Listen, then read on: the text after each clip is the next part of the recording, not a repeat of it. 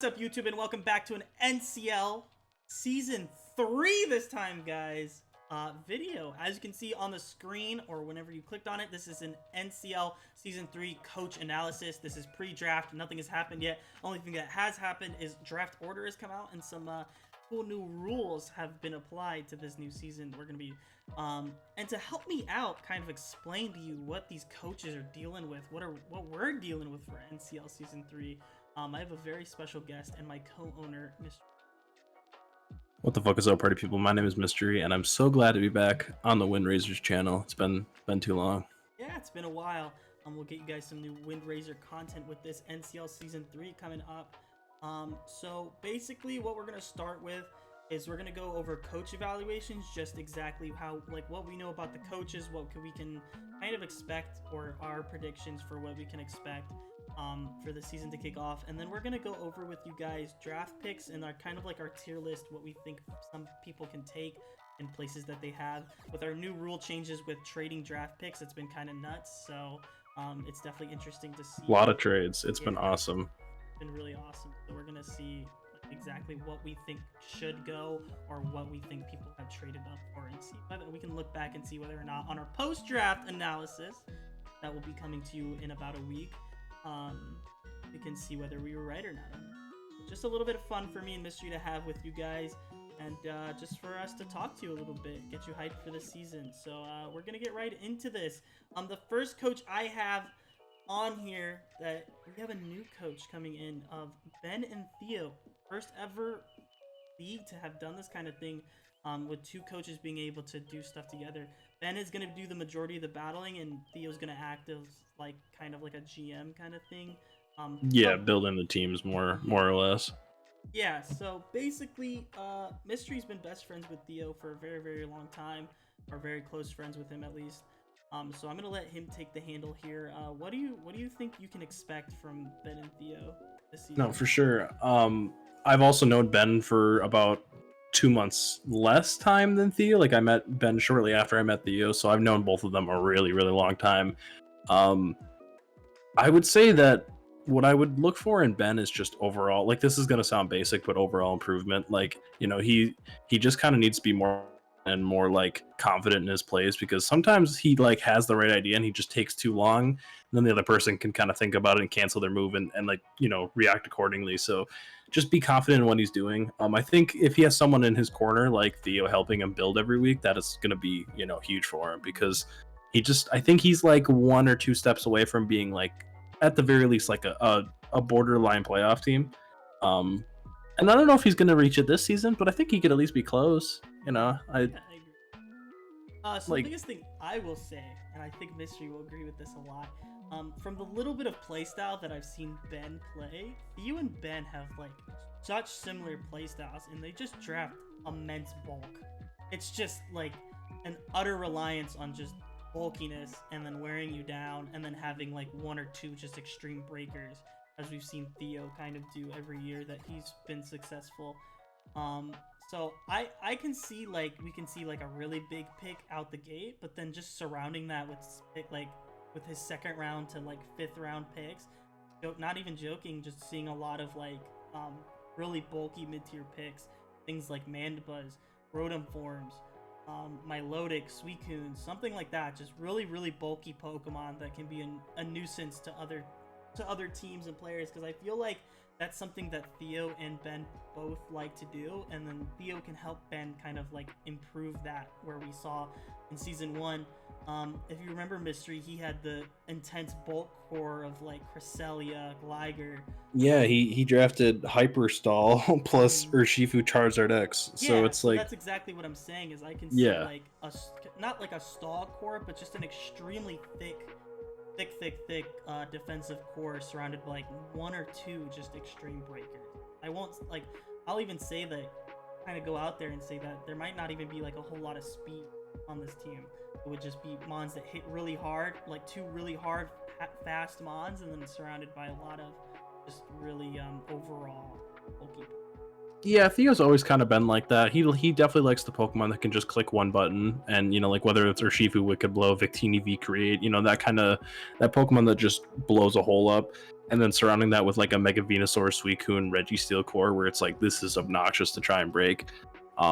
That's a pretty big staple. And then yeah, Ben's one season, I do completely agree. He did basically the same thing. Got Urshifu Single Strike and Zardex, and then just drafted absolute stall around it. You know, Toxapex, Skarmory, Cresselia, like you said. You know, that team was obnoxious. So yeah, that was I do agree. Their play styles make sense together for sure. I think Theo's a bit more offensive, like balance overall than Ben, but relatively speaking, they're pretty similar. So they should work well But with together. Theo behind the reins, we can probably see not so much stall from Ben this year, and just kind Yeah. of feel that balanced defense play style.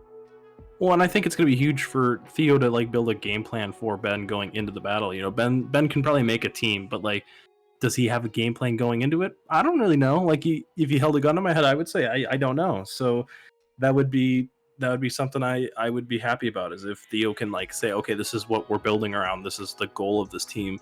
I think Ben would do really well with that. Yeah. All right, on to our next coach, and I'm going to be completely honest, probably one of the most exciting coaches coming into this season. Definitely. For NCL. We have your boy right now, Brady, coach of the Seattle Swamperts, a brand new member to NCL, joining us for our Season 3 reboot. And before we go into this, we were going to talk about it later, but I figure we can just talk about it with each coach that we're doing. It's huge. Yeah, huge. It just completely determines his play style for this next season. But Brady did end up making a trade with the Madison Square Gardevoir and moved up to #1 overall. And to me and Mystery, it's almost obvious. Maybe he fools us all again with saying that he wasn't going to trade and then ended up trading. Maybe he fools everybody, but it's almost obvious here, Mystery, that Magearna has to be. It's Magearna. It has to be. Yeah. This is, you know, the years where you have Zion Williamson, or you have LeBron James, you have Anthony Davis, like the guy that's going #1. I would say there's no situation where you get up to #1 and you don't take that Pokemon. To me, I think Brady's playstyle, other than that Magearna's slow, it fits perfectly, because it does fucking everything. Like, he can ask it to be defensive, he can ask it to volt switch around, he can have it be a complete nuisance setup wise, where it can do quite literally anything it wants. Yeah, I think that Pokemon makes a ton of sense with him. He's a pretty like balanced coach. He really can do a whole lot.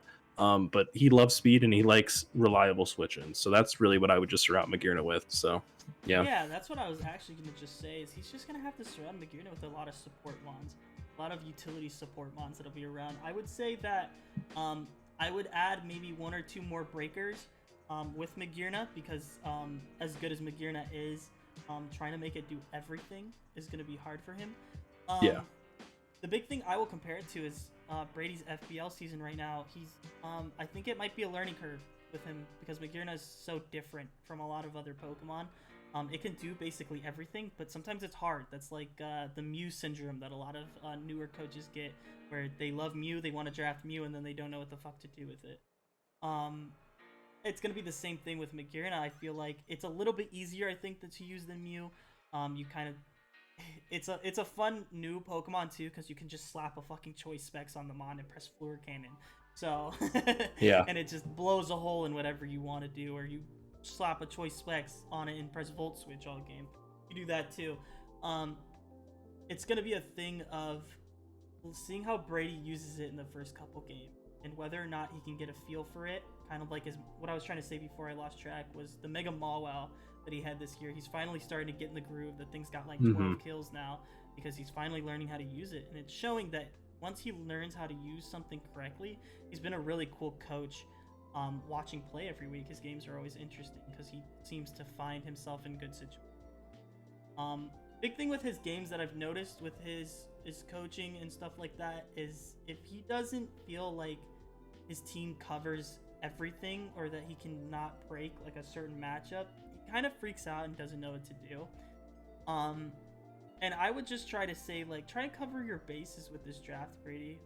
Trade around a little bit, get what you want, get mons that you are going to be comfortable with, but get a couple mons that you just know are going to be able to support Magearna really well. Good ground switching, of course, is needed. A bulky water type really pairs well with Magearna. Offensive support can be good as well. I love the idea of double water with Magirna, where you have an offensive and defensive water, whether that be like a Keldeo, a Greninja. Greninja is obvious. That's a pretty staple of Gen 7 was like Ash Greninja Magirna, because Ash Gren can set up the spikes and break at the same time for Magirna. And then you have like a Tapu Fini or something in the back. And obviously, you probably won't be able to get all three of those, but if you could get something like, a Milotic or a Suicune plus, That was the big thing with me. you I was know, actually just gonna say Milotic always pairs really, really well with Magearna, just because of what they do. Especially Milotic with Flip Turn now, that is obnoxious. That core right there, offensive defensive core. I mean pairing. I do like that idea though. I wasn't thinking that about the double water core. That could be something really cool to work with. Um, Magearna just it struggles to break like really really bulky steals, ones that are like the steel flyings that you have a lot, but it does get things like Thunderbolt and so it's not like a huge thing. But if you just get into that situation, you would like to have something to help you out with that offensively. I would say Greninja, like Mystery said, is really cool pairing with it. Keldeo is also a really cool pairing with that because it can take down steals as well. But yeah, I think that you have a lot you can do, Brady. And what's really cool, I want to add to this before we move on. I don't even mind spending this much time on Brady because he traded up for the #1 pick, Mystery, and didn't lose a pick to get it. No, I think this is probably our look. I actually do like Steph's return. I don't think any trade necessarily has been bad. I want to say the worst trade, in my opinion, would probably be Slink and me. I think Slink overpaid a little bit to move up in round 2. He gave up just a straight up round 5 pick to go up about like 7 slots. I can't remember the number off the top of my head, but it's it like for your first, so yeah, 7. Yeah, it was my pick 13 for his pick 21, so 8 slots. Oh, yeah. But it's not like I think that's not even that bad. It makes sense. But this trade, like Brady gives up his 4th and obviously his 1st at number 3 overall, and then Steph gives up he gives up his 3rd round and number 3 overall, and Steph gave up number 1 and his 4th. So like Steph has 4 picks on the top inside the top 27. That's not bad. That's pretty fucking solid. Building a team though, like that 4th round can make or break you, but those like first 3 picks, if you have like a good amount of picks in those first 3 rounds, that's amazing because you can get really high wanted support mons, things like Rotom Forms, things like Corviknight, things like Ferrothorn, things like Tapu Fini, bulky waters, stuff like that people just snatch up really fast, in those first 3 rounds. So it's really cool to have that many. Like I love what Steph done because I've kind of been talking to him. I'm not gonna say, but he does like a lot of those Gloomons he's been wanting this season. So a lot of those Gloomons go really fast and really furious in kind of rounds 2 through 5. And so having a lot of picks in those sections is nothing to sneeze at. So having 4 picks in the first, what did you say, 27 picks? Yeah, that's great to me. That's just good business right there. You only move down 2 slots, so if you just knew, and then he's taking Magearna, and you obviously didn't want it if you're trading down, and then you basically just have me or whoever trades up if I do trade out of it. To worry about. You still basically you have like a 75% chance to get whatever you want at pick 3, you know what I mean? So I love this trade for Steph. He knew that he didn't want one of those top tier mons that he didn't think he could get later on the draft, and maybe he still wants one of those top tier mons that he feels like he can just snag at 3, and that's just a really good trade for him. Do we want to talk about like playoff predictions, or not necessarily playoff, but playoff chances, or just like overall outlook? Because like I was Brady... gonna do that at the actually before you go on, I was gonna do that a little bit at the end when we go over all the coaches again. Okay, I'm fine with that. This is a little bit more personal, and then we'll just kind of go off like, because I'll go to the tier list or the playoff list that we have on the doc. Mm-hmm. We can kind of just see like where we want to go with that. Sure. But we can move on from Brady. Brady, best of luck to you. I'm really excited that you are here. I know you've been kind of feeling some burnout and stuff. So I'm just excited. I know that you're freaking pumped for some of these new mods that got released, and I'm super glad that we're exciting you in that way. And that even after the the complaining about trading and all that, actually doing it yourself, and Mm-hmm. that was really cool for me. I did I like didn't. that. I did not expect it. I To be honest, 100 I the thought he way was Brady bluffing. is. I didn't think like I. Yeah. It was just that was really cool. I enjoyed that. Adding a little bit of drama to NCL, always a good thing. Um, so we're gonna move on though to Taylor, one of our returning coaches, um, and somebody that I personally am actually really excited about. I know that he's been team building with you, Mystery. So I'll let A you little talk a bit. little Yeah. bit. Of course, not saying anything, but No, obviously, I um, won't give away his team or his plans or anything like that. I think if there's ever going to be a breakout season, it's got to be now.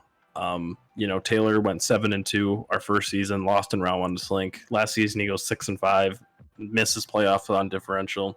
I don't know, man. I just need consistency from Taylor. I need him to not win and lose games by 6-5-0 for 5 straight weeks like he did last season. Like if he could have just lost some of those games close and then won dominantly, like he's a playoff team. That's all it would have taken.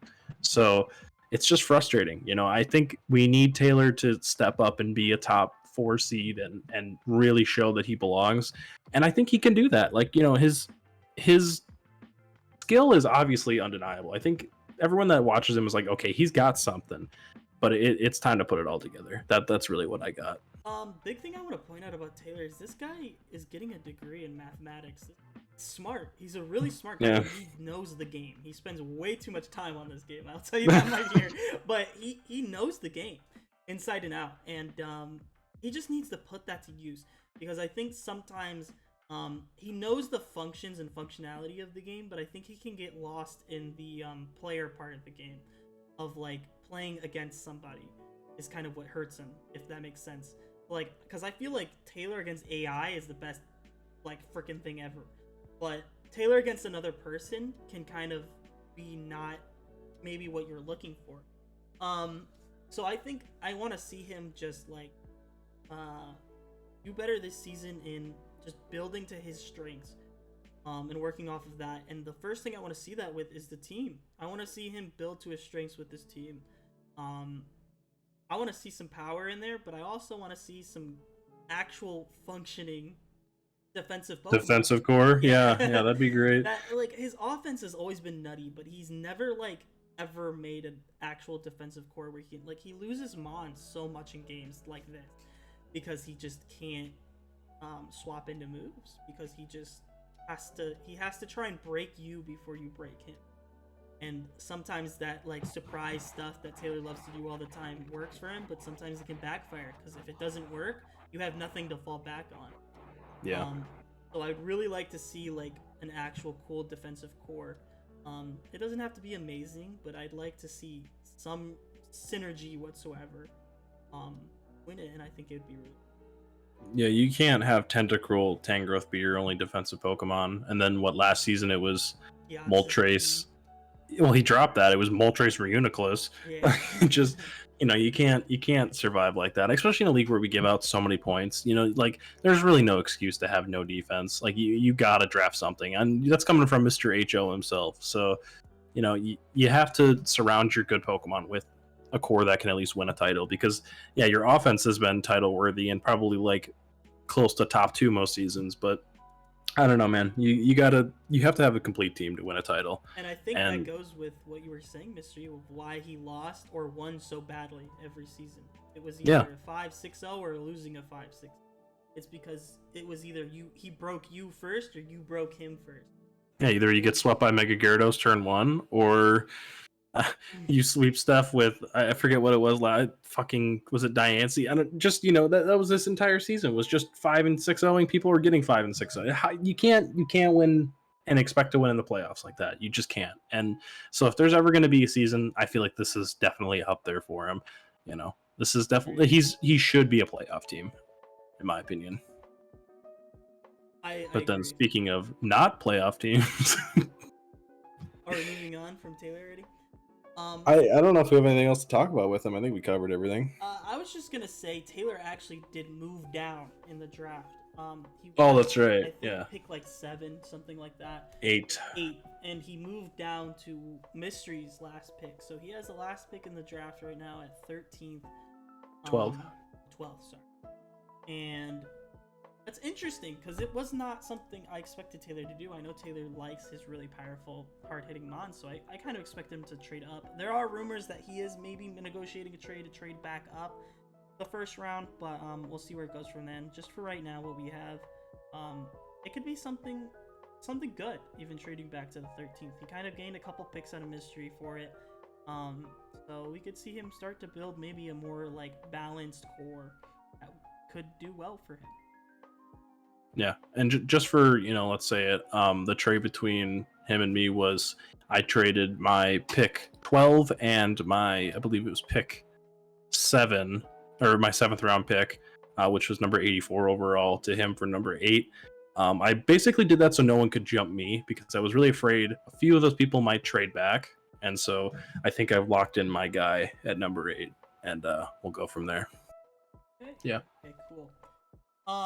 Okay, yeah, but moving on to probably one of our most veteran members here since NCL season 1, and really just looking for that comeback season. Everybody is on the hype train for Steph, coach of the Madison Square Garden War, and me and Mystery are just waiting for it. We've been telling people there's gonna be a Steph breakout year. There has to. It'll happen. He's gonna have a 6-win season, and we're all gonna be like, "Oh fuck, he's in the playoff race." Come week 10, and we're like, "Oh fuck, it's happening." All right, Steph, I'm asking you, buddy. We need something. Throw me a bone. All right, I am dying in the ocean. I need you to throw me a life preserver. Please do something. All right, I am asking you. I'm not asking you to win it all. I'm not asking you to even win a playoff. Just get to the playoffs, man. I know you can do it. I know you can. I'm gonna even go Please. close in Mystery there. I'm sorry, Steph. I just want to see you win like 4 games, man. Because we all know you're capable. You absolutely can. I know Steph, and I've been helping him a lot, and we've been a lot more personable. As soon as the doc came out, Steph was, "James, I need you to help me." And I said, "Go, we got this." And we built up a team for him this year, and all I can say is that big thing I wanted to focus on through Steph's playstyle was eliminating all of the weird mid-round picks that he makes. Steph really likes certain Pokemon, and a lot of the time when he really likes certain Pokemon, he will personally just go and get them. Because he's like, "I've never used this, I want to use this," whether or not it fits on the team. And then sometimes it can be hard with transactions and stuff like that, and the team energy kind of gets messed up. And he's actually a really vocal person in the community and trading and stuff like that. He's actually traded quite a few times the last couple seasons. Just because synergy never works for him, and he never finds his groove. I'm hoping, I want him to stick with his draft. If he gets he needs to get a draft that he really feels comfortable with and stays with the whole season. It's always trying to recover from a bad draft. You can't always do that. Yeah, and that's why I wanted to make sure me and Steph got together. We team built and stuff together. So hopefully, Steph, if you really like this draft, I know he was excited for what we built up. I want you to draft it. I want you to get all the Mons on there. If you get sniped, you get sniped. You work around it. But I just want you to be confident in your draft. I want you to be confident in yourself. A lot of it's confidence. A lot of our coaches this season, with NCL being a developmental league, confidence is a big thing. And you have to go in thinking, "Yo, Mystery CD was in the finals last year. I win whatever Steph went last year, 0-12 or 0-11. I don't care. I'm dropping Mystery CD on his neck." Exactly. I've always subscribed to the idea that you have to believe you're the baddest motherfucker in the room. And, exactly. If anybody knows me, they know I'm the most confident person in the world. Because if you don't believe it, no one else will. So you have to believe that, you're the best player on the field and you're going to win. And I think that can go a long way. If you truly don't believe you're that guy, you won't be that guy. But if you think you're that guy, you can be that guy. So, Steph, we're just asking. Confidence. Look, Steph, come here. Come here, Steph. Look. Oh, I can't do it because you're not. You're that guy, Steph, all right? Like Mystery is saying. You're that guy, pal. Trust me. You're that guy. Yeah, you're that guy, Steph. We believe in you. You're that guy. So just put a little pip in your step and do it. We kind of talked about your trading with Brady's already, so we don't have to talk about it. Didn't you gain a 5th round or a 4th round pick? Well, he really just swapped 3rd and 4th. Okay. He basically went. He has 2 3rd round picks and no 4th round picks, so he just went up a round. He dropped 2 picks in the 1st round to gain a round. Okay. Yeah. Basically. All right. So Steph, you have 4 picks in the first 27. basically just get a top 4 that it's just gonna put the fear into people, and then surround that with support. That's what I'm telling you to do. You have the first 4 picks in the draft, not first 4, but 4 picks in the first 27 in the draft. Just grab some mons that are just terrify people together, that have no swap-ins, that you can play very simply through. I believe in you. I believe that you have playstyle in it, and I want to be scared of your team. I'm gonna say right now, I want to go into the team and go, fuck, what do I swap into this? And just not have an answer. And that's okay for other people to be scared of you. So let's do that. And another interesting person, we're gonna go straight to a new member, a last second ad, but a very good one in that we have Skylar, coach of the San Francisco Sylveons. Also has done some trading in her first ever season in NCL. Our new coach is definitely making a splash. Mr. You have that trade, because I can't remember. That trade actually has not gone through. It was just a rumor that she was looking to trade around. Nothing has currently happened as of right now. I don't know who even put out the rumor, because for once it wasn't me. I don't know. She's involved in some trade talks, from what I understand. I thought it had already been through. That's my fault. Yeah, basically what I'm thinking is, if some Pokemon don't fall her way, like, she would need something pretty major to fall her way. Otherwise, I think she's gonna trade back. Possibly with, I don't know. My sources would say probably Slink. If anybody's gonna do it, maybe he moves up again. So we'll have to see. Slink is the most active on the phones right now. He is going all over the place. If you told me that Slink has 5 picks in the first 30, I wouldn't be shocked. He's really trying to move up the board right now. Which can be good and bad, but we'll talk about that when we get to him. Yeah, for sure. With Skylar, I guess she hasn't made anything. Skylar's been out of singles now for a season, and the last time we saw her in singles, it wasn't like an amazing showing. It was just kind of. I can't even remember. She went 6-5. I can talk about this one because I helped you a lot that season. She had a very bad draft and kind of turned it around with some transactions. But the fact that she went 6-5 with like what I would consider one of the worst teams drafted that season, she was the 7th seed, only missed playoffs by 2 differential. It's a pretty solid season. Skylar's one of the most consistent coaches year in and year out. She's just talented overall. I think this is a really good ad. She lost her last 3 games to miss playoffs, and 2 of them were versus the people that made finals, Nick and Theo. So I will say, though, I do know a little bit about Skylar. Okay? And with Skylar likes her one big boy. She likes her breaker. She likes that one mon that's like, damn, this mon hits really hard. And she kind of let a little bit something not slip, but she told everybody that she doesn't want to use any Pokemon that she's used before. She's developing a definitely interesting team. I've personally seen a couple of her picks that she's wanting to do, because I talk around a lot, and me and Mystery both do. But and just saying, it's a Pokemon that's not usually drafted, but it's definitely a big boy up there, and I'm really excited to watch her use it. Not a lot of people draft this mon.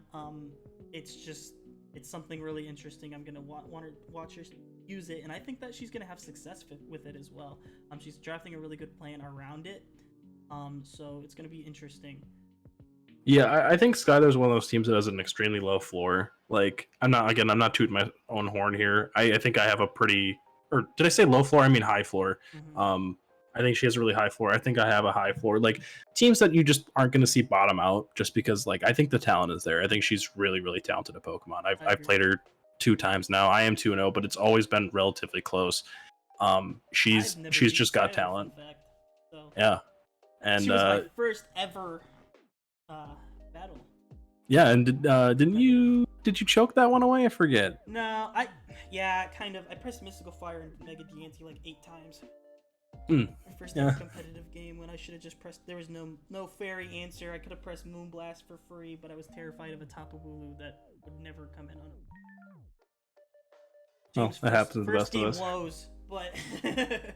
But no, I mean, Skylar, she's super, super talented. I think, bare minimum as well should be in the conversation come week 11 for a playoff spot. 6-5. Yeah, I would agree. High ceiling, but I could. Yeah, I'm looking forward to seeing her using new mons. That's really cool. Just based off of it. Moving on again. We have an interesting character here, but just off of a weird, to say the least, Trick Room season, Monster. Yeah, Monster. How do we even describe that season? It was up and down. I look, Trick Room will never work in singles, or at least it can work on the ladder, but in draft it just won't. Yeah, I think that if you draft like, it's kind of like weather cores.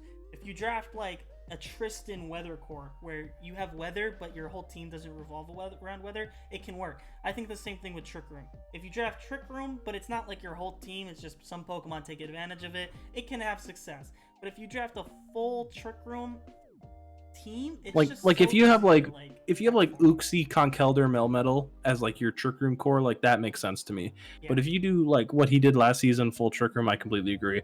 I will say Weather has way more merit to be a full team than Trick Room does. Oh, but for sure. I was giving it. Yeah, for sure.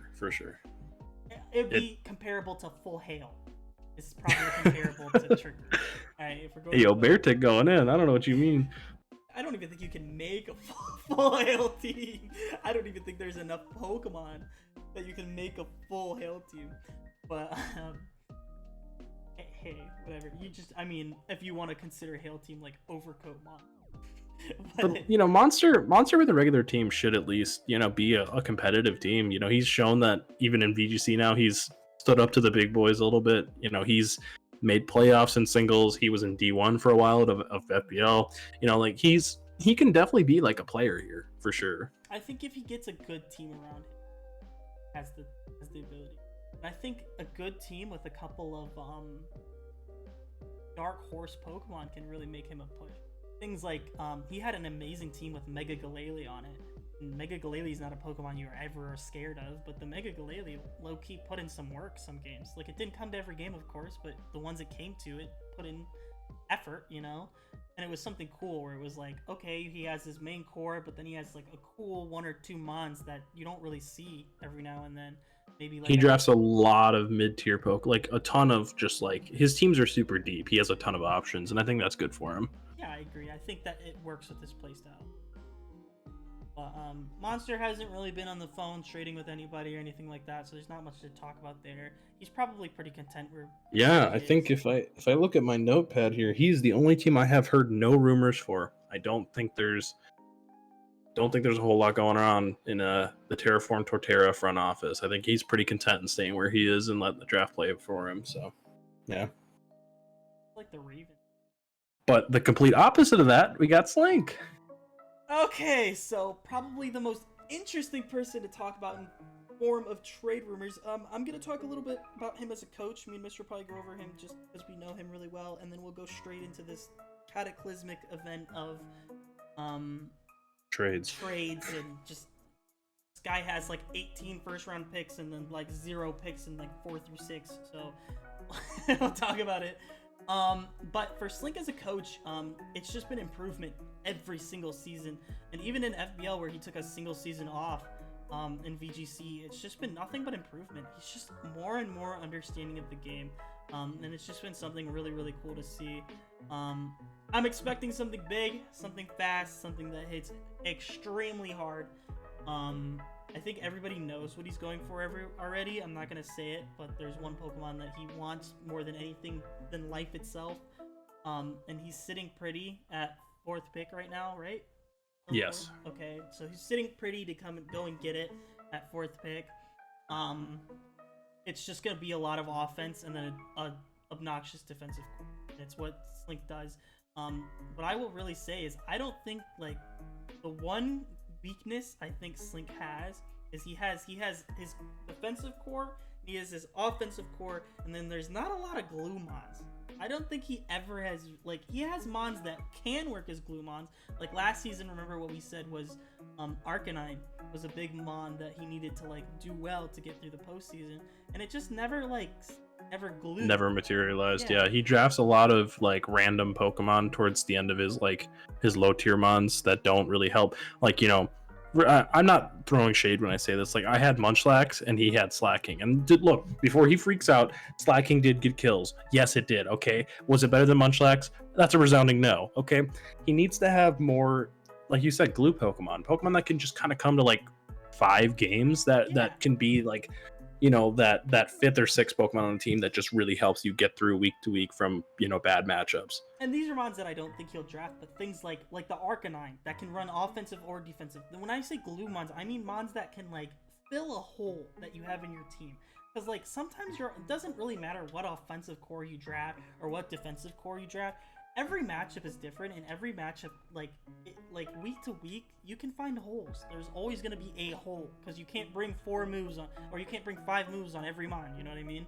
It's you can't bring your whole team, and you can't bring every move. Exactly, yeah. So there needs to be a situation where you have a mon, like, one of my favorite glue mons is, like, Arcanine was in there as well, because it can be offensive, defensive, support, freaking utility, it can just do everything.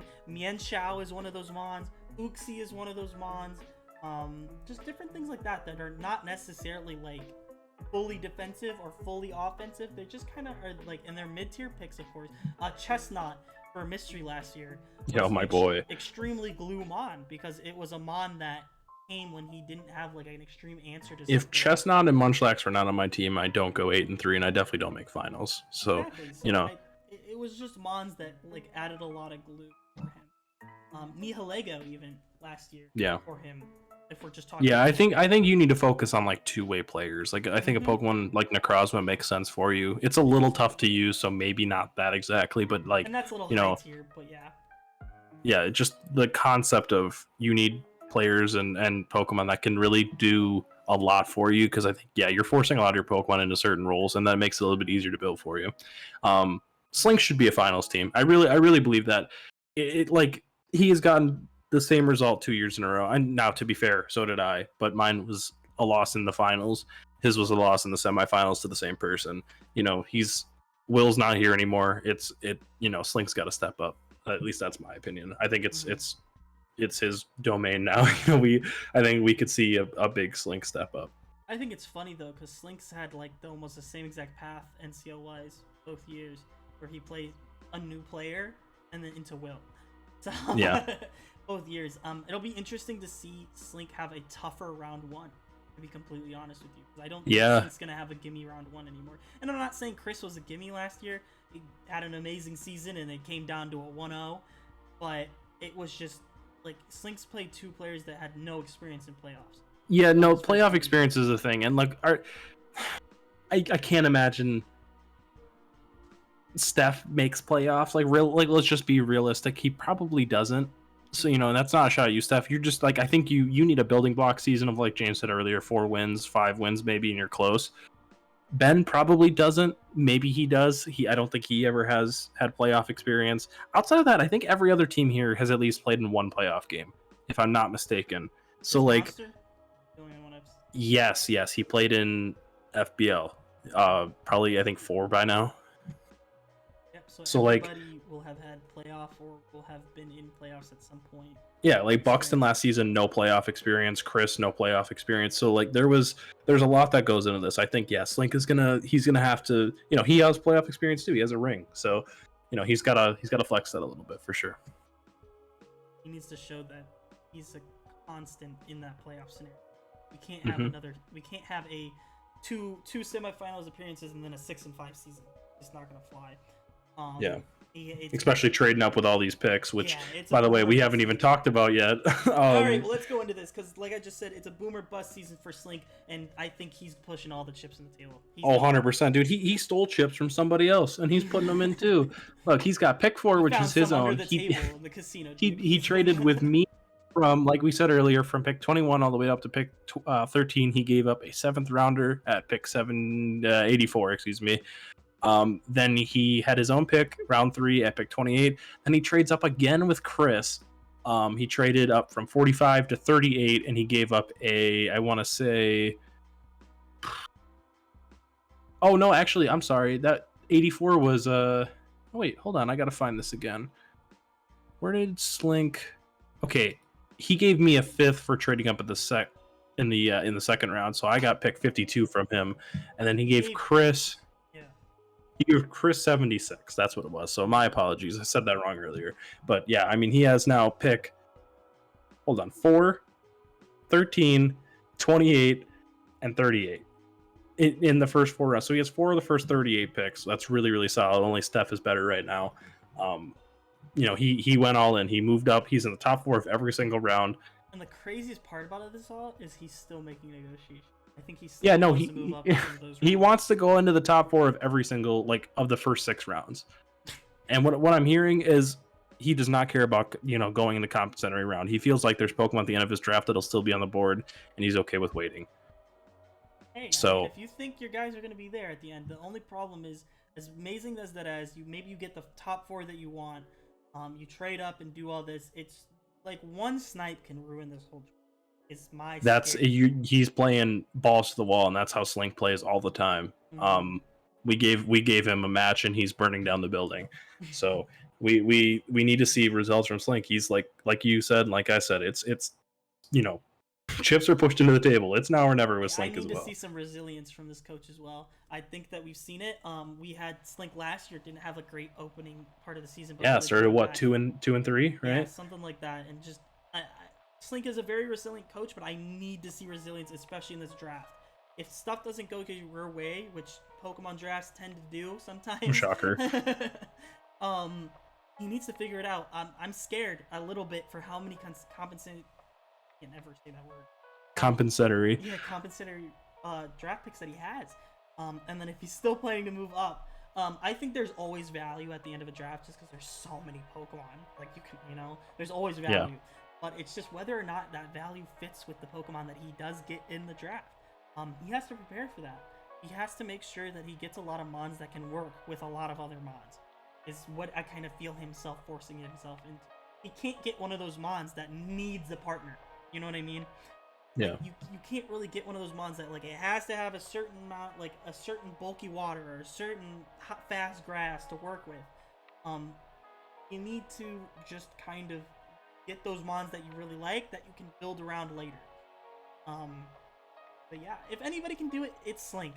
Don't get me wrong, but got a lot of support and help around him, and I'm excited to see it. But yeah, it comes with a high ceiling and a low floor, my guy.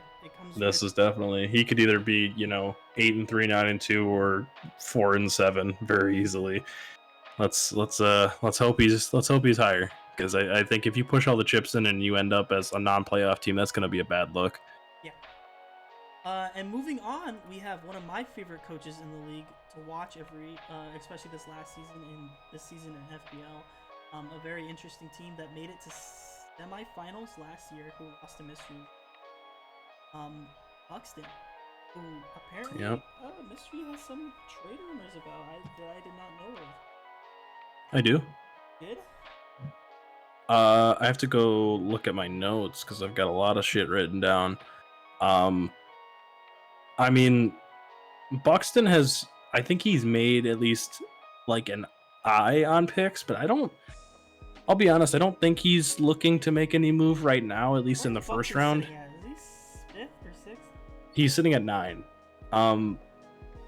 If anything, I think he moves down, but I think with me moving up, he doesn't have, like, I think there was people calling to get ahead of me and take a certain Pokemon, because that shit got leaked, and so I think that shit's dead right now. I think Buxton's probably going to stay on pat at least for a little bit. I would not be surprised if we see like a round 3 trade up or something. That would probably be the best thing I can give you for him. Yeah. I can see him being content with just making like a balanced core this year. Maybe even going like another weather option or something like that he can build around easily.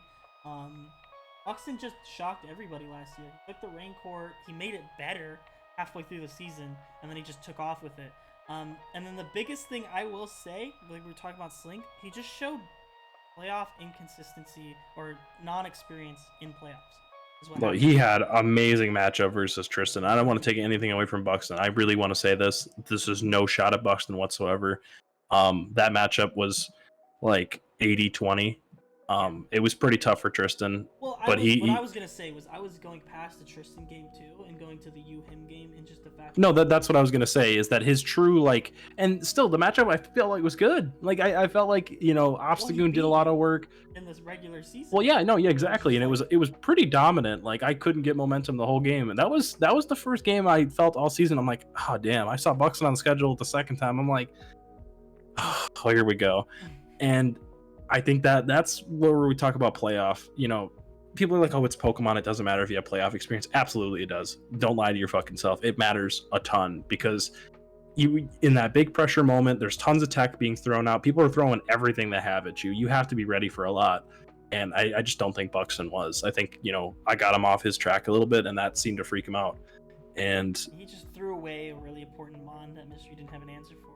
And then once that hole yeah, was knocked, it was just like you might have good matchup, but once a hole you, is I think knocked, I think it's just- everybody watching that game saw the momentum immediately shift. Like it was like, oh fuck, here we go. And yeah, Buxton, you can't let that happen. Look, Buxton's my I have no idea team. I think he could be a dark horse to win it all, and I also think he could be like a candidate for regression to maybe like a 6-5. And that's only one more loss, but like I don't know. Would you be shocked if you saw Buxton as like the 6th seed going into this playoffs? I no, wouldn't. I'm expecting Buxton to be my sixth. I have it right now. Okay. A little bit, but I have Buxton as my sixth right now.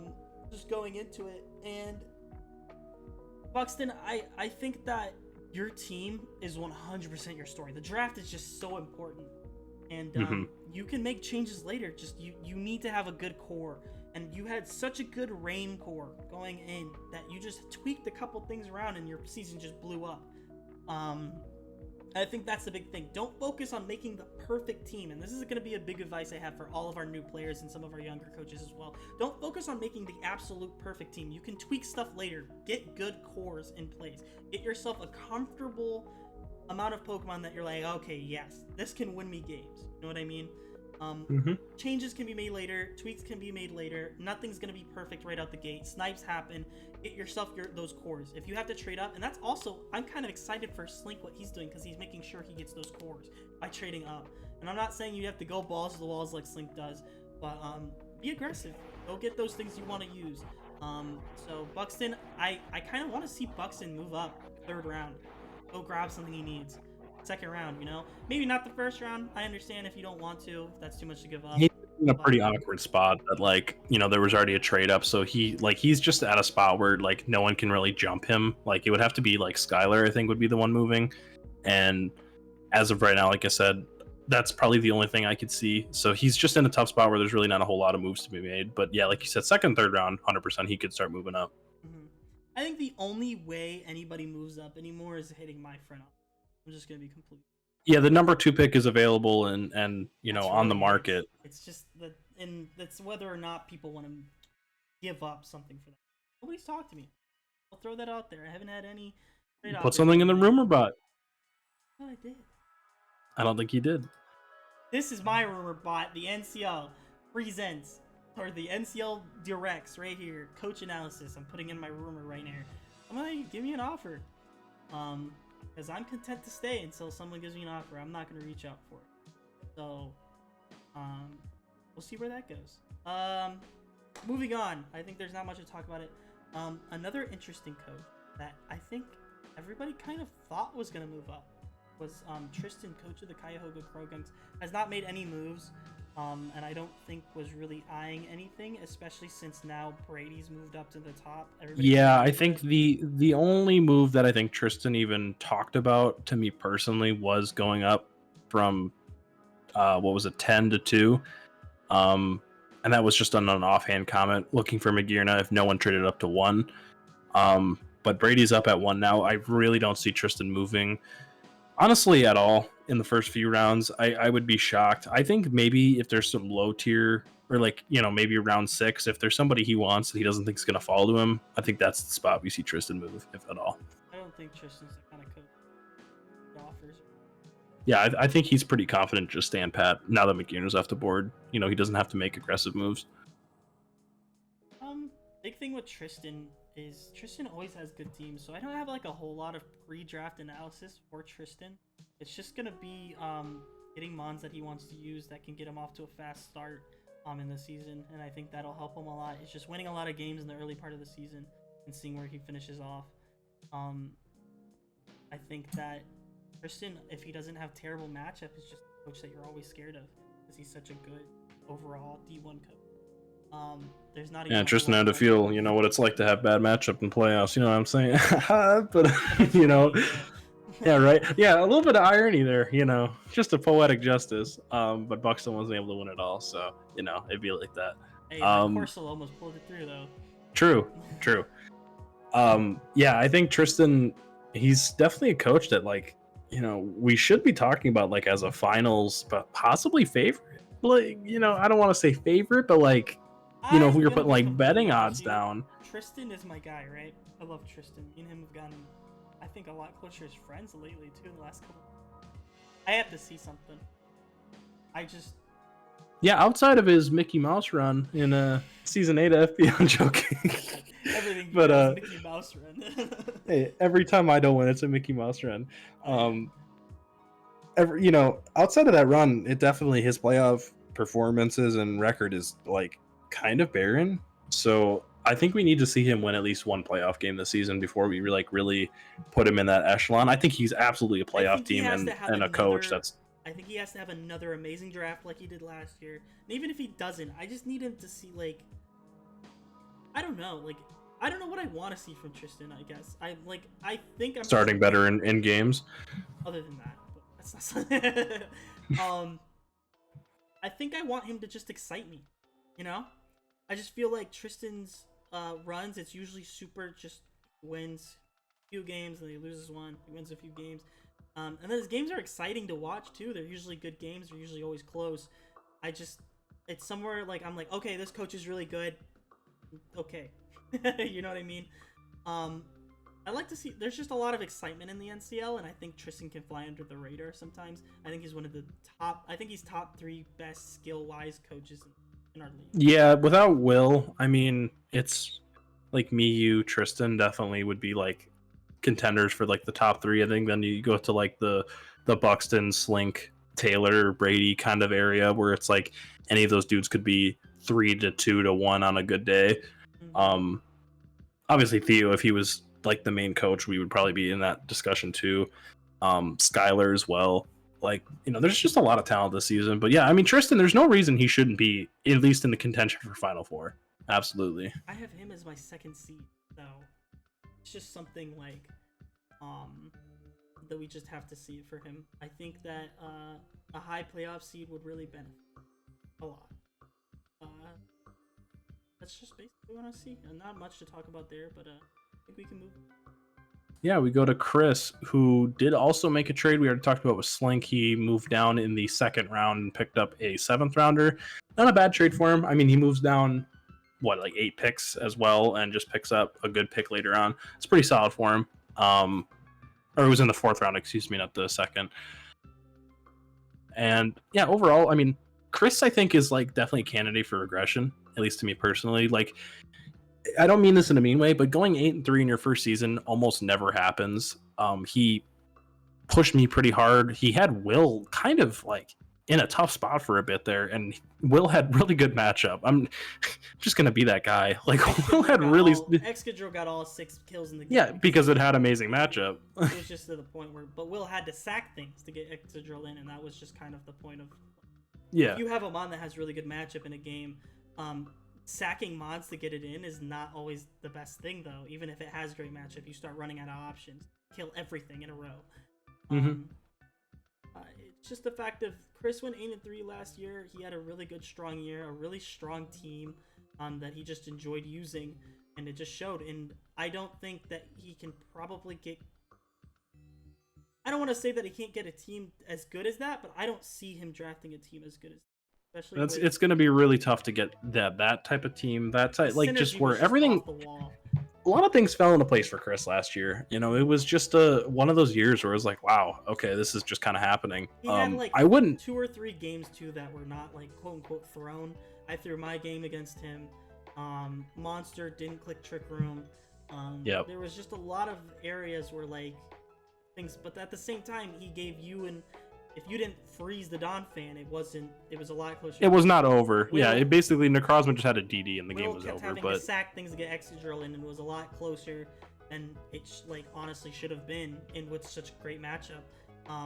And then he's 6-0 Taylor, so I mean, it was just the point of like he had really great moments and then really down moments, and then he gave Slink an amazing game in playoffs. Hell of a ride in playoffs. And, I guess what I can say is that if he keeps the skill there, the team will follow, but he has to make sure that he gives himself the tools to use this season. I think he has a ceiling of 7-4, and I think he has a floor. And this is gonna sound rude, but 4-7. I really see like if any team from last season's playoffs is gonna drop out, I think it just makes sense to be Chris. And I don't mean that in a mean way, you know. I but have him missing out on playoffs on mine, and I don't mean that to be mean either. But with so many talented coaches and new coaches coming in that are extremely talented, he has to prove it again. Basically, I know he had a great season and he proved that he's a skillful coach, but we all have one of those fluke seasons where we either just this is kind of like the Pokemon equivalent to the NFL scenario of Josh Allen, the quarterback. Where he had one great season and it's like, wow, this is awesome. But we're not about to put him in a tier 1 quarterback status where he's not a Rodgers, he's not a Mahomes. I don't want to bore everyone with football stuff. This is Pokemon, but you know what I'm saying? Like we need to see it again. And so Chris, if you show that, awesome. If you don't, it's not really an indictment on you. It's really tough to make the playoffs. It's not easy. And especially going 8-3 in your first season, hell of a ride. So, just do what you got to do. And then moving on, I don't think there's much to talk about there. Moving on to me. Our last 2 coaches are going to be us, so we probably won't spend too much time on it. I'm not going to talk too much about myself. I'll let Mystery talk a lot about me, and I'll talk about a lot of Mystery if that's what he wants. Sure. I think, how about you draft a team that you stick with for more than 2 weeks at a time? I think that's just... Those are my friend. I know they're your best friend. Yeah.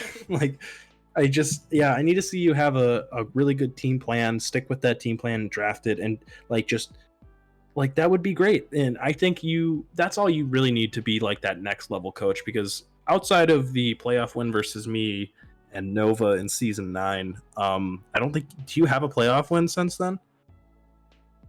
No, because I lost. It's been a while. No, yeah. No, okay, because I had a first round bye and then I lost you. Yeah. I faced you 3 times in play. And that's, it's unfortunate. It just not unfortunate because we're friends and it's obviously nice to get matched up, but unfortunate that's who you keep running into. It just be like that sometimes. I beat Nova and then I beat me, and then you lost to Will in finals. Yeah. So it's like, I don't know. I think if you can just find a team you really vibe with and you don't have to make a bunch of panic transactions and blow up the team 2 different times, that'd be awesome.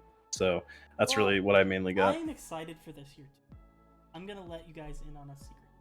It's gonna be one of James' excuses. You're like, oh my god, James is making more excuses. Yes, I'm making more excuses. Whatever. The last 2 seasons, I was so focused on just making NCL, bringing up the league, stuff like that, putting in a lot of effort to make sure that the league's running and everything's going well and stuff like that. I never put much interest into my teams because I helped 8 different people build teams in season 1, and I have helped 4 to 5 different people last year make teams, and then this year I helped with a couple people. But a big thing this year is screw it. This is my season. Focus on yourself. Yep, I'm focusing on myself this season. I'm gonna make Mystery knows that I can make good teams. That's one of my strong suits actually, is building, especially team building, in draft wise. As much as Mystery knows about my excruciating team building with myself, just because I want to do a bunch of different things. And don't get me started. Anybody else, he knows if I'm helping anybody else, I'm actually really good at finding. Yeah, you're better at helping other people, and so that's why I had to make sure you focus this season. We sat down together and made a team, and you do your sidetrack. Oh, let's talk about this. No, back on track. We're doing this. I still got sidetracked a few times. It's pretty great. Yeah, so hey, that's where we're at. A little bit of different stuff. Oh my god. Get back on track, You guys don't even know the pain that Mystery's had to go through Mm-hmm. the year and a half that we've known each other. I want 10 good Pokemon with Jirachi and Gliscor. These are the only options. That happened one season. No, it happened like four different leagues, 4 different seasons. Yeah. Nothing ever happened. Anyway, yeah, But, you definitely have a shot to at least make finals this season. I'm sorry, Mystery, but I'm gonna tell you right now. My goal is to just drop people in their necks. That's fine. I just want vengeance. No more choking games. Look, I see a 10-1 season. You are the second seed, obviously, to an 11-0 team we're going to talk about here soon. You make finals and you lose to the 11-0 team again. But a really solid season. That's what I see. I would say this is really funny too, but I would even tell myself I'm not like a dark horse, but I'm like that step right before a dark horse where you're like, I don't really, because like I feel like I'm in a prove it season 2 with NCL. I've not made it past the first round. Well, technically I have, but I haven't made past one game in the playoffs with anyone. So there's that too. There's a whole lot that goes into that, and I want to show people that I'm for real this season. It's not gonna have another 6-5 James. It's gonna have a James is bringing everything he's got at you, and you definitely gotta prep hard. And if you don't, you're gonna feel it. It's not one of those James is doing really well with one mon kind of seasons. It's gonna be okay. What threats he gonna bring this game? So. I'm gonna toot my own horn a little bit with that, but not much to talk about. Big thing with trading and stuff like that, I'm open ears. I'll probably put something in the trade room about like Mystery wants. It's his baby down there. Love it. I'm open ears. I'm willing to move down for the right price, but as you can see, it's kind of people are moving up for those picks. So if there's something you really want, I also have a lot of information on my hand, which could be valuable to you. So just saying. Hit my DMs up. I'm always open. People kind of shy away from me sometimes. I tend to go to like Mystery and stuff, people like that. I'm always open. Just because I'm such a nice person and I would never be toxic towards anyone ever for any reason. But yeah, but if you know, less toxic DM area, I'm right here. Man. No, but like I am open, and I'm gonna be completely honest here. Maybe people don't see it right now just because Mystery's had a lot of success and is a lot more vocal about stuff. I think me and Mystery's skill level are very close, if not almost the same. Maybe I can probably give Mystery just a heads up on me just because of the couple playoff games, but I'm technically up on Mystery. all-time record, yeah. You've got all-time record on me. You know, if you don't hacks a few of those games out, well, no, we're talking about a different story. But it's okay because you are one of very few people that do have overall record on me. That are outside of like one game played total. Yeah. But I think my skill level's up there to where just absolutely, absolutely. There's no reason you can't be a finals team that loses to me. All right, we're on me. All right, so this is the coach I have at the bottom of my bracket. Yeah, it makes sense. I do see a 1-10 season coming. I'm sorry, we'll have to just beat you and only you. I'll take it. I'll go 10-1. You can go 1-10. I'll take the loss. I'll lose the record overall. I know it hurts me inside, but if I have to lose to somebody, me, my friend, I gotta get exactly. Because I know he's just gonna have such a tough season this year. But no, in all regularities, this is the coach that I have. I'm gonna inflate his ego some more. This is the coach I have at my number 1 spot. Consistency is a thing, and playoff relevancy is a thing. It's something. Finals experience is different from playoff experience. As funny as that sounds. This coach has shown time and time again, I'm pretty sure, close to the number 1 seed every single season, right outside of NCL. Is always competitive, always has good teams. I can't see this coach going anywhere lower than 7-4.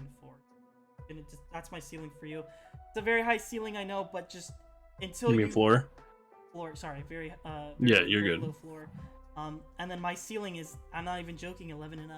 I can see it. I don't know, man. I've never had I did have one undefeated season. My first ever season playing Pokemon, but I'm putting my chips in on you, and it's not to inflate your dumbass ego that I'm gonna have to hear from later. Hey man. Look, we're going for ring 5, all right?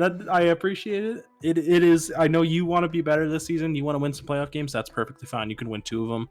I gotta get ring number 5. All right. I need to get to retirement. I'm trying to hang them up. So look, we're inching closer and closer to that goal every single day, and so that's what drives me. Fun Mystery CD moments, so we can't have him have that ring yet. But No, I'm really confident.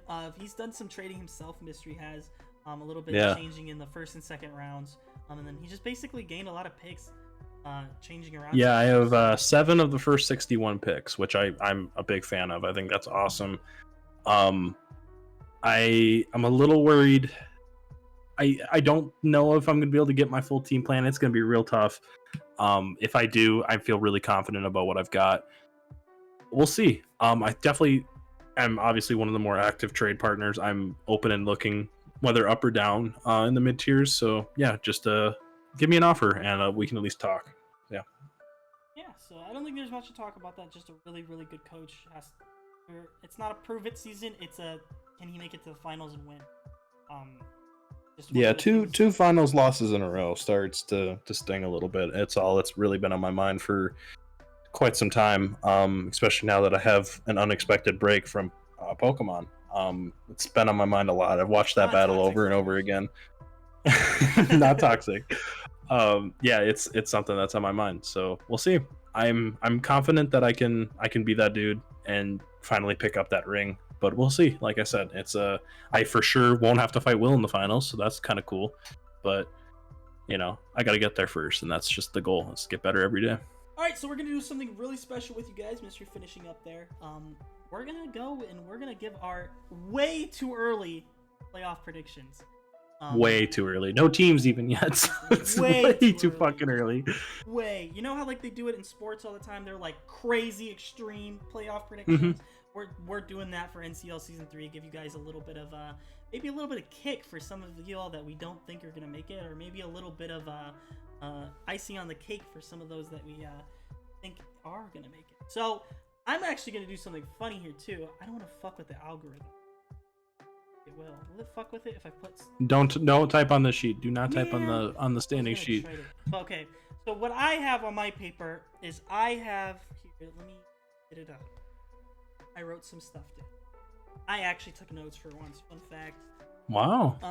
I have at number 1 the Las Vegas Cinderaces with a 9-2 season. I just that's my mid ceiling for them. I think that's like the best like just mid area that we can say. And then I have plus 29 as my differential. The differential is not going to matter too much there. It'll probably fuck up with the numbers. I kind of just put stuff. At my number 2 going down, I have the Cuyahoga Crogunks going 8-3. Okay, with a plus 25. So that's what I think, that Tristan just has a very high ceiling. I think Tristan's highest ceiling is probably second or makes that number 1 seed. That'd be really cool. But I've never even really seen Tristan. He's always near it, but I've never seen him in it. So until he can show me he can, I'm gonna keep Mystery number 1 in there. What was your differential for wow, Tristan, I can speak. Differential's gonna be all whacked out. If you want to put that. No, it's fine. What was your differential on your notes, or did you not have me? 25. Okay. And then I had me at number 3, making a push back up for the top seeds. Sleepy Holorachi at number 3 with an 8-3 differential as well, but plus 23. I think I can get back up in there. Not much to talk about it. Toot my own horn. I think I can make it back in there with a good draft. At number 4, I had the Los Angeles Lopunnies going 7-4, the differential of plus 23 as well. Okay. I think Slink makes that push. I could see that. Oh, he's putting it in for me. Look at this. Oops. Yeah, I know. I'm that dude. I know. Great. 7 and there with the differential of plus. There you go. At number 5, I had a newcomer coming in. I had the San Francisco Sylveon sneaking in at number 5, proving everybody as a kind of my dark horse, kind of getting in there. I think she goes 7-4 as well with a plus 21. Really high differentials, damn. Okay, so you got like the low seeds are just getting their shit waxed. Unfortunately, I think that we're gonna have a couple of people that are just like we're getting waxed. Mm-hmm. I think it'll be high different with these Ubers and stuff that are coming in with a lot of high-powered mods. I can see maybe a lot of 5, 6. Okay. And then at number 6, I have the I had my guy, my big guy, Buxton, Cincinnati Bengalarian Darmanic at 6 and 5 plus 11. Have that little fall off right. Oh, I looked at her wrong. I had Skylar at plus 11 too. Oh, okay. Yeah, I look for. Oh, and then we have one more playoff spot, right? One more playoff spot. Okay. I have them sneaking in just barely in a very close tie, very close with the 8th seed.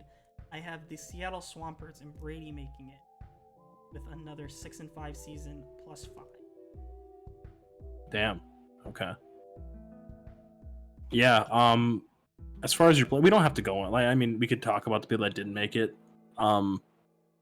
This makes sense, at least in my head, if I'm looking at the standings. If the teams were me, Tristan, you, Slink, Skylar, Buxton, Brady, yeah, that makes sense in my head. Like one I have very, very close to Brady, just missing out by 1 game is Ben and Theo. Really? So you're not a Taylor guy? Okay. I think it's a boomer bust season for Taylor, and I'm gonna be completely honest. I think he's kind of trying to figure himself out a little bit more. I think I can see like a 4 and 7 season. Okay, that's totally fine. I want to put a little spark in Taylor's jump this year. We'll Come on, see. Taylor, you're the underdog yet again in my books. I need you to show me something. Yeah, man. And I don't know if all of these like things add up correctly. I just kind of had like my mid-floor ceiling, so like the numbers probably don't add up right, but you're good. Yeah, don't worry about it. Honestly, I agree with most of what you're saying. I would say, like, for me personally, it's tough, man. I bet you number one. Obviously I'm gonna have myself a 1 just because I'm that guy, pal. You're not that guy. I would like to see Slink be the number 2 seed. I think like we need to see that from him. I don't think he will though. I'm going to take James in the 2nd. I'll take Slink in the 3rd, Brady in the 4th, Tristan in the 5th, Buxton in the 6th, and Taylor in the 7th. I think Skylar is the one that really, really close but doesn't make it. Like having like the 4th seed for most of the season and then losing it out in like the final 2 weeks or something. The big one I noticed too, Chris after an 8 season didn't make playoffs for either of our. I just look, it's not going to be the same people. Obviously, Will's not here, so maybe, there's technically maybe in this scenario 2 new playoff coaches, but like it would be really tough for me to be like Chris this would be his 3rd ever season now. Mm-hmm. Just figures it out and is a consistent playoff team every single time. I don't know. I think it's part of like Pokemon. You have to have your lumps. At some point, you're just not going to make playoffs. And this is a really competitive NCL season, so it's just a prediction. Obviously he could prove me dead wrong and go 11-0, but we'll have to see it. I agree. Everything you're saying, literally everything.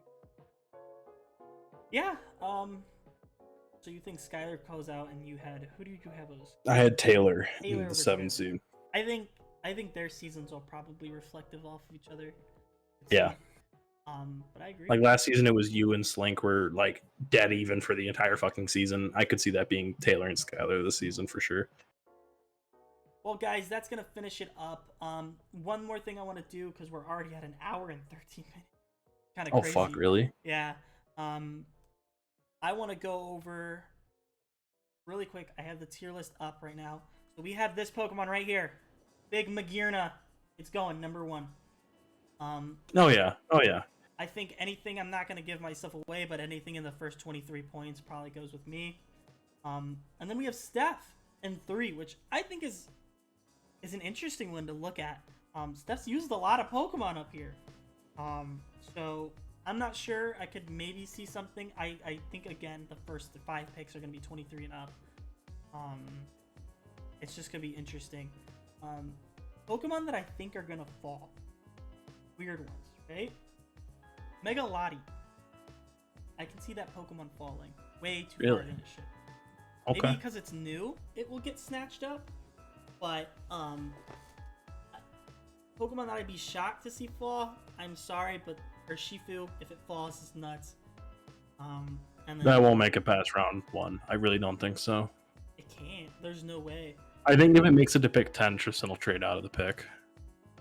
Like if he doesn't want Urshifu and he wants somebody, like he'll just trade out of that pick and somebody will go get it. There's just no fucking way it lasts that long. Who knows? Urshifu KB kind of has like the tendency to fall sometimes. Yeah. There's like a lot of things around it, just because people. Especially are with deep band too. It's like I don't know. I'm not like high on that as much as other people. Like I heard some room. I'm not gonna obviously say who, but I've heard 2 different people at least talking about that Pokemon. So I think it'll be taken, but it definitely could if they decide to go a different way. Like that could just be that guy that falls as well. One Pokemon that I think will go way too high than both me and Mystery aren't huge on this Pokemon. Blaziken in 24, right at the top, right. Yeah. There. I am not the biggest Blaziken fan. I think it's cool, but I think it does kind of one thing. I think it's gonna go really high because that mon is a fan favorite. I've heard at least 5 different people, other than like outside of Mystery. Mystery hasn't talked about it, but what I'm saying is what Mystery heard. The only thing I'm talking about is that it sucks. I've heard a lot about it, and it's weird. I don't know why the chicken is such a fan favorite, but it really is. There are a lot of people that want it, and don't get me wrong, it's in 24 points for a reason. It's a good mod. It's just I think it's overrated, and I think it's gonna go a lot earlier than it needs to. Okay. Yeah, I mean, for me, an overrated one that'll go higher than it should. Kind of Naganadel. I'm not really high on that Pokemon as some people are. I think it's like special sponges usually. You just kind of deal with it. Watch, I'm gonna get 6-0'd by it, but like I don't know. I think there's better Pokemon that you can spend your points on. Like, just for example, I would rather. And now this is gonna sound kind of crazy when I first say it. I would rather have Haxorus than Naganadel, just because of the point difference. Like, I feel like I can get a lot of the same results in terms of like DD and just doing damage than Naga, not having nasty plot and just hitting things. I don't know. It's at least something to think about. I just think Naga, for the amount of points you're having to spend, isn't really worth it. But that's just me. We have a lot of glue mons after that. A mon that probably we had it that is new that's not gonna get drafted at all. I can see Dio Speed getting drafted. People are scared of that mon. It's weird. I understand, but people are scared of it. I don't think people. And what do you do with it? It's in theory great, but it's in paper, like just in the game, not. I don't know how to use it. It's so weird. I tried using the Speed Tour. What do you do with it? It's so fast, but it's kind of weak. I had Deoxys attack. Yeah, but still same concept. It is a lot of the same. I think people are gonna be scared of it, and it's just not gonna go draft. We'll see what happens with it. It's just really high points too. It's for a mon that you just don't know how what it does or have seen it do really anything. It's really hard to spend 21 points, especially when mons like Mega Diancie right there, where you know what Mega Diancie does. Hurts people. That's what it does.